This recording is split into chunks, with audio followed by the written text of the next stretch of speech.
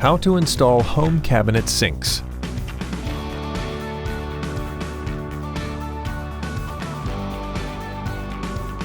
New Age product sinks are sold in two distinct styles: standard top mount sink and farmhouse top mount sink.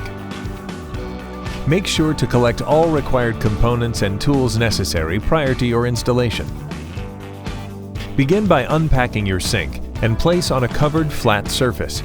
If installing a farmhouse sink, prior to your installation, push out the sink cover panel by applying pressure outward to both sides.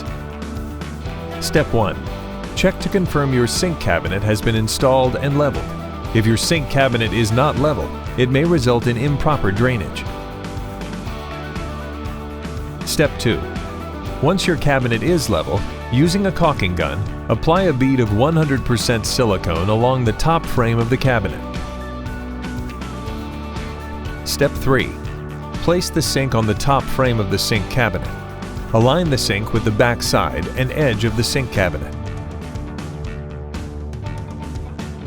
Step 4. Using a wet cloth, wipe away any excess silicone along the joint between the sink and the cabinet. Follow the silicone manufacturer's instructions for dry time.